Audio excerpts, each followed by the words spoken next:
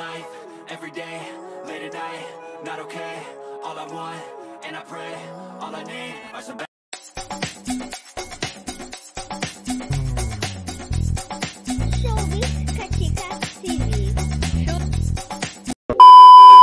Hello mga kachika!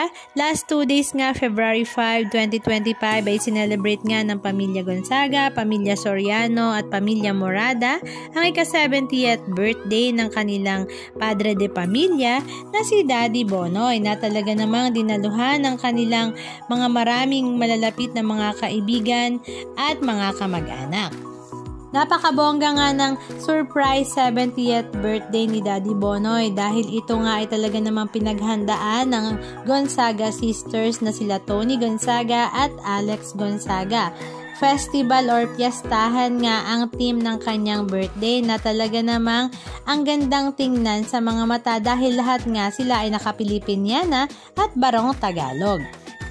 Maging ang kanilang mga naging bisita ay lahat na naka-Pilipiniana, Barot Saya at Barong Tagalog na parang ibinalik nga nila ang unang panahon sa birthday ni Daddy Bonoy. Enjoy na enjoy nga ang lahat, lalong-lalo na nga ang mga anak ni Tony Gonzaga na si Baby Polly at Kuya Sebi. Samantala, marami naman ang natuwa kay Mami Pinti dahil talaga namang game na game nga ito sa birthday party ni Daddy Bonoy. Non-stop nga ang kanyang pagsayaw sa dance floor. At ang kakulitan nga ni Alex ay talaga namang hindi pa rin nga mawawala, lalo na nga ang pangbibwisit nga niya sa kanyang asawa na si Mikey. Halika at panoorin natin ang ilan sa mga video clips ganap na kanilang ibinahagi sa kanilang social media.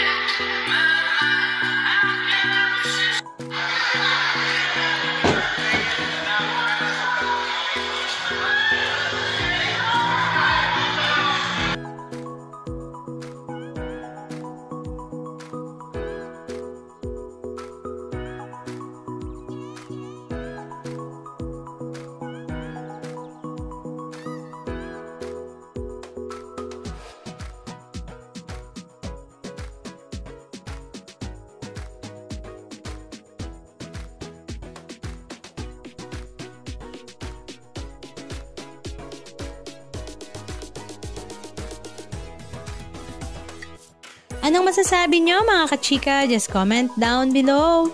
And please don't forget to subscribe. Thank you!